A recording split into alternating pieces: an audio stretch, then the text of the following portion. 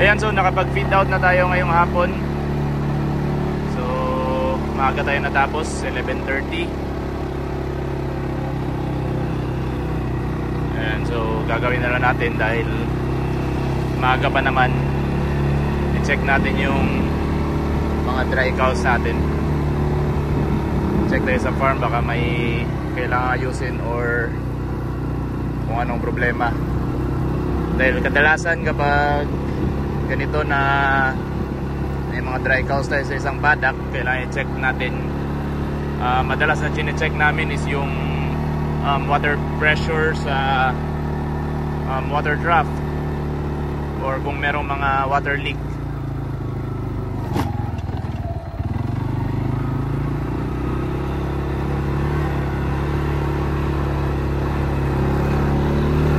So common na or madalas na problema dito sa farm, or ewan ko lang kung sa ibang farm rin, yung mga water leak. So napakahirap niyang hanapin dahil ayan, masyadong malawak yung farm. Tapos hindi mo alam kung saan mo siya hanapin. Pero yun nga, madalas kung nasan yung mga baka, nandun rin yung water leak. So check natin, especially yung mga water troughs kung may tubig sa mga paddock na kung saan natin ilagay yung mga baka natin, yung mga cows.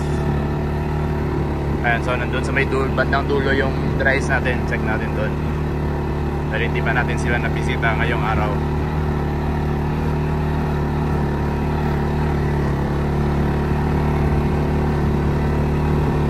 Ayan, so napakaganda ng panahon ngayon, hindi mainit. Naramdam na ulit yung ano dito sa New Zealand, yung winter parating na siya. So yun na yung isa sa mahirap na part dito, yung taglamig. Ang hirap bumangon sa umaga. So ito yung mga dry cows natin. Ayun na nga yung sinasabi natin. Yun.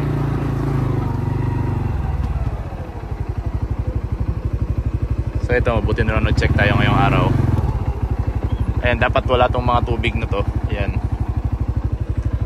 Dapat ano siya, dry lang rin. Pero kung nakikita nyo, ayan, parang ito, kumbaga ito yung paddock nila kahapon. Ayan, paddock to nila kahapon. Then ito naman yung paddock nila ngayong umaga.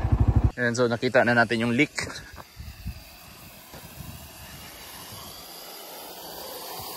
Ay.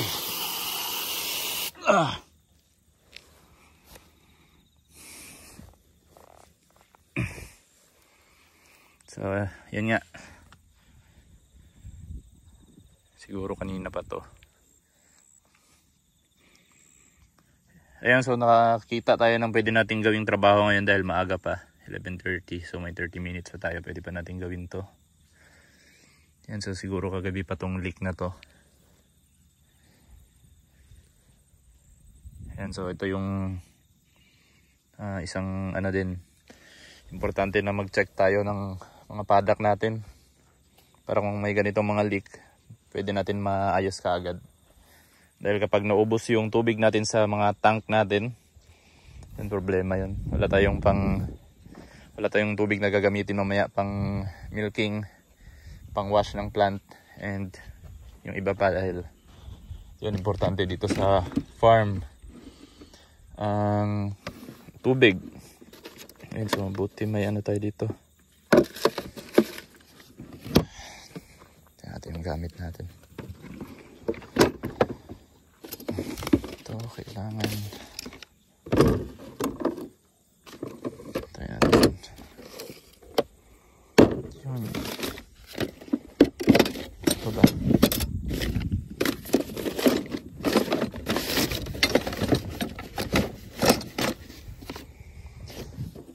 So pag may ganito, kung kaya namang ayusin, yan, okay na, hindi na natin ito itawag sa ating amo, sa ating boss, kung kaya namang ayusin. Pero kung yung mga damage or sira na hindi pa natin alam gawin,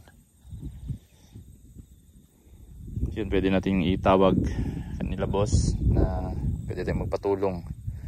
Pero ito dahil parang ano lang naman to, parang same lang sa pag-ayos sa bahay.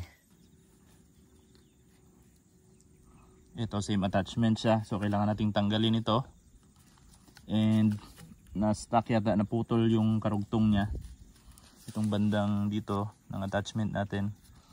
So na-stuck sa loob ng pipe ba tawag niyan. Yan, so kailangan nating hugutin palabas and tanggalin natin to.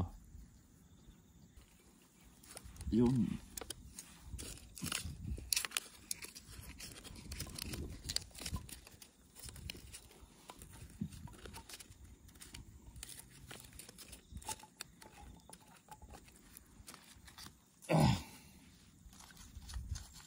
Yan, so same sila. Same attachment. 1 inch. Yan yung size niya, 1 inch. So, yun nga, yung size niya, 'di ba? Naputol yung haba. So, nandito siya na stuck sa loob ng pipe. Kailangan pa nating tanggalin 'yan. Gamit ang pliers.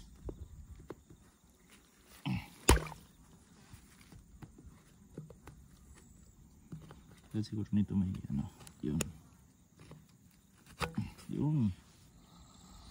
Success. Yun na, yung tinanggal natin na problema, yung damage. Yan, so try nating ikabit muna ito.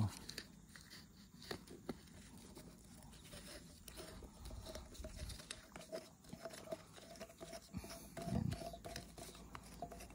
Tapos secure natin. So itong line na to is naka attach to dun sa ibang linya natin papunta sa mga water draft. Yan, so kung hindi natin maayos to ngayon, walang tubig yung ating mga baka. Pag walang tubig yung mga water draft and walang tubig yung mga baka, lagot tayo sa boss.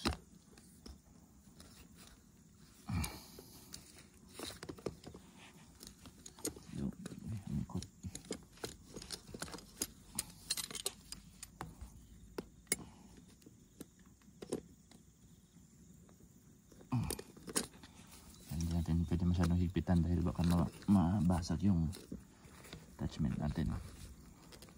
Ngayon, paano natin to papasok?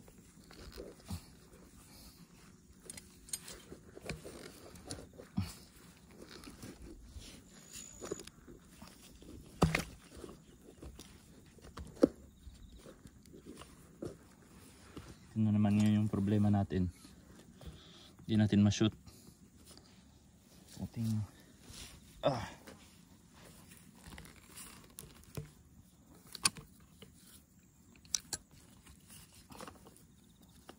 tira pa.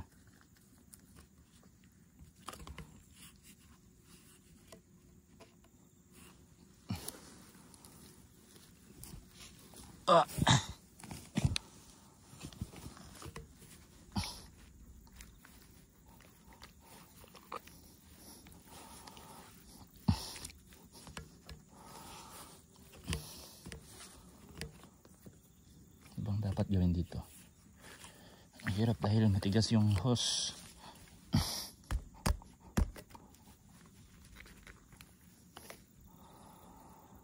So palit na lang tayo ng option. Parang kailangan ko dito ng ano guys, ng extra hand. Kasi hindi ko makita si James. Yun, pero kailangan ko ng extra hand. Like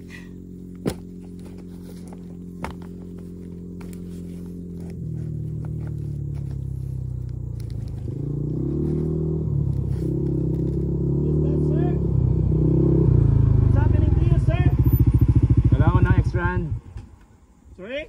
I need extra hand. You want 3 hands? Kaya maghigpit nito. Ha? Maghigpit. One. Yes, sir. Oh. Bottle, sir. Yung tumoy lang, sir. Yung konti lang, sir.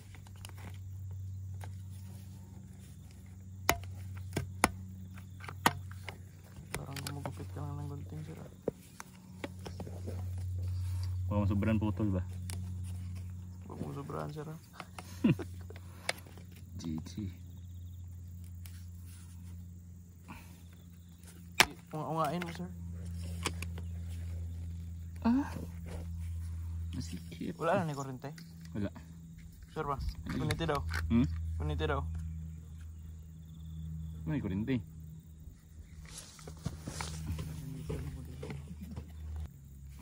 May flat screw dyan sa ano?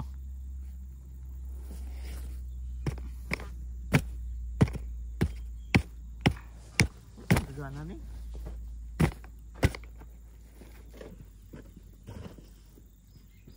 Pero kaya natin yun.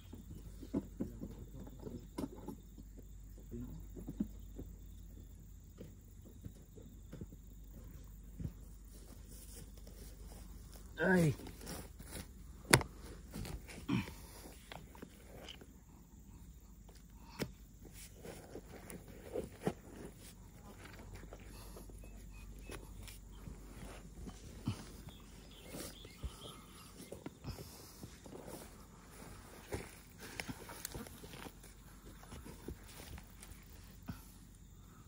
Yun o, yung dat. Ikaw ano na. Ang kamay ko lagi. Yun. Yan. Sabi ko Thank sa'yo. you, sir.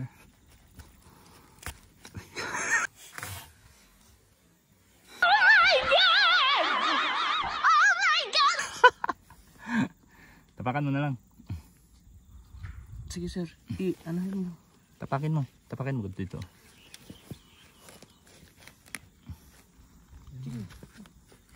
Wala ko'y gunitanan mo kadri. Yan.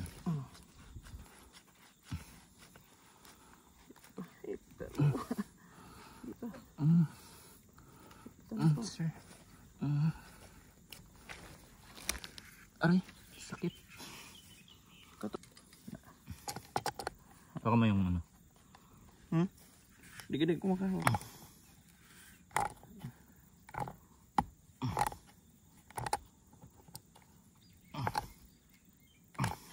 Close mo sir.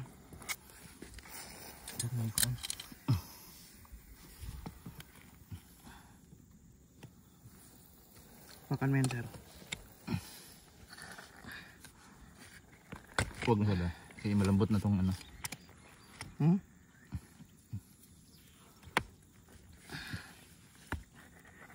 Oops. Sapa sir.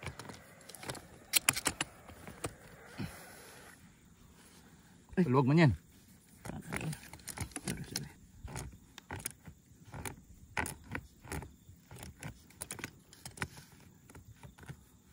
Completos recados man tayo. Dairy farmer na to biro pa. Meron pa.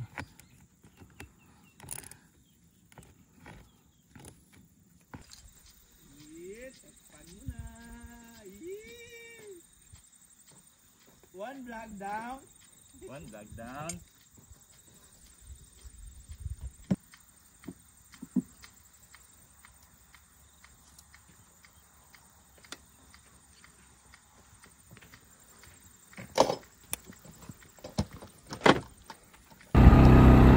So sakto alas 12 natapos na kami. Buti na lang dumating si James dahil kung hindi na dumating mahirap yun. Kailangan ko pa ng extra hand. So 4 hands is better than 1.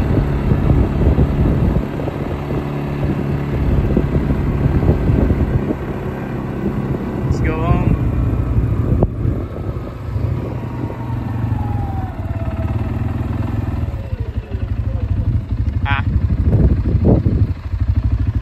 Sinetap lang ni James yung gate dahil yan yung mga milking cows namin doon, yan. So dito sila dadaan, so open yung bungee dito, close si James yung doon para diretso sila doon sa feed pad. Dali sir, rabo ko. Ako sa helmet ko. Baliktad. Hindi man baliktad sir. Tara. Man pero Try, gutom na. nagutok sa lihok ko sir. Ayan, so let's go home. Ayan, so babalik na lang kami mamayang hapon. Lunch break na. Kailangan din natin kumain para